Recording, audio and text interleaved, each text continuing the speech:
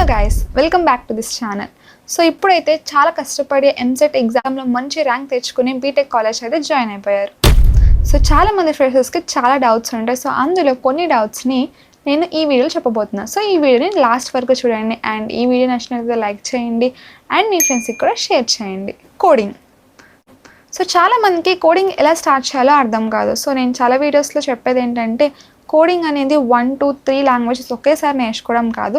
ఏదైనా సరే ఒక లాంగ్వేజ్ నేర్చుకోవాలి, దాన్నే పర్ఫెక్ట్గా నేర్చుకోవాలి. బీటెక్ వెళ్ళాక సినారియో అయితే ఇలా ఉంటుంది. ఫస్ట్ మనం ఒక టైం టేబుల్ వేసుకుంటాం. సో మనం ఒక లాంగ్వేజ్ సెలెక్ట్ చేసుకుంటాం. బట్ ఆ లాంగ్వేజ్ అనేది మన ఫస్ట్ టైం అయిపోయినా సరే మనకి ఆ లాంగ్వేజ్ అనేది రాదు. Most common thing. సో మనం ఏదైతే చేస్తామో అది కంటిన్యూషన్ అనేది మనం చేయం.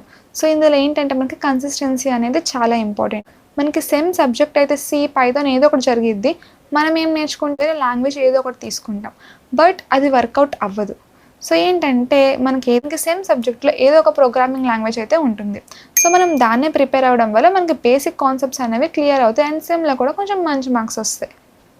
సో అందుకే నేనైతే అదే ప్రిఫర్ చేస్తాను. అండ్ నెక్స్ట్ మీకు ఇంకేమైనా ప్రోగ్రామింగ్ లాంగ్వేజెస్ నేర్చుకోవాలనుకుంటే then you go that. Programming languages అయితే ఒకేసారి నేర్చుకోదు. అండ్ మీరు నేర్చుకోవాలనుకుంటే కన్సిస్టెన్సీ మెయింటైన్ చేయండి, లేకపోతే లేదు.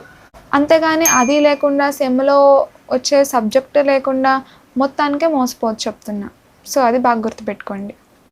సో మనం ఏదైనా నేర్చుకుంటున్నప్పుడు మనకు ఒక నోట్స్ కానీ ఒక రిఫరెన్స్ ఏదో ఒకటి ఉంటే బాగుంటుందని మనకు అనిపిస్తుంది కదా. సో అలాంటి వెబ్సైట్స్ నేను ఇప్పుడు చెప్తున్నా. So W3 Schools. సో ఈ వెబ్సైట్లో ఏంటంటే మీకు ఏ లాంగ్వేజ్ అయినా నేర్చుకోవచ్చు with free resources. So W3 Schools వెబ్సైట్లో మంచిగా ఉంటుంది అనమాట. నోట్స్ ఉంటుంది అండ్ ఆల్సో ఎక్సర్సైజెస్ ప్రాబ్లమ్స్ కూడా ఉంటాయి. సో ఇది నాకు తెలిసినంత వరకు నేనైతే W3 అనేది ఎక్కువ ప్రిఫర్ చేస్తాను. So once check it out, మీకు కూడా అర్థమవుతుంది. And second thing Geeks for Geeks. Same ఇందులో కూడా మనం ప్రోగ్రామింగ్ లాంగ్వేజెస్ అనేవి నేర్చుకోవచ్చు అండ్ ఆల్సో DSA కూడా నేర్చుకోవచ్చు. సో ముందు ఏదైనా సరే మనం ఒకటి ఫిక్స్ అవ్వాలి. ఒకటి ఫిక్స్ అయిన తర్వాత then we go to next. నేను ఈ 2 వెబ్సైట్స్ అనేవి రిఫర్ చేస్తాను. లింక్డ్ఇన్ అంటే ఏంటి, ఇన్స్టాగ్రామ్ అంటే ఏంటో మన అందరికీ బాగా తెలుసు, కానీ లింక్డ్ఇన్ అంటే ఏంటో మాత్రం తెలీదు. సో ఏం పర్లేదు, నేను చెప్తా. లింక్డ్ఇన్ అంటే సేమ్ ఇన్స్టా లాగానే ఒక ప్రొఫైల్ క్రియేట్ చేస్తామన్నమాట. సేమ్ ఇన్స్టా ఐడి ఎలా ఉంటుందో మనకి లింక్డ్ఇన్ ప్రొఫైల్ ఉంటుంది. సింపుల్ చెప్పాలంటే ఇన్స్టా ఏమో ఎంజాయ్మెంట్ పర్పస్కి, లింక్డ్ఇన్ ఏమో స్టడీ పర్పస్కి. స్టడీ పర్పస్ అంటే మనం ఏమైనా పోస్టులు పెట్టాలంటే మనం ఏదైతే నేర్చుకున్నామో ఆ పోస్ట్ అనేవి లింక్డ్ఇన్లో షేర్ చేయాలి. అండ్ చాలామంది స్టూడెంట్స్ అయితే పెడుతూ ఉంటారు. స్టూడెంట్సే కాదు, సో స్టడీకి సంబంధించిన పెద్ద వాళ్ళ అందరూ లింక్డ్ఇన్ ప్రొఫైల్ అనేది మెయింటైన్ చేస్తారు. So once check out LinkedIn website, so you get some clarity. Next certifications. So చాలామందికి కోర్స్తో పని లేదు, సర్టిఫికేట్ వస్తుందంటే చాలు మనం కోర్స్ని ఫినిష్ చేసేస్తాం. సో అలాంటి వాళ్ళు కొంతమంది ఉంటారు, బట్ అలాంటి సర్టిఫికేట్స్ అనేవి అంత మంచిది కాదు, అసలు అవి ఉపయోగపడవు.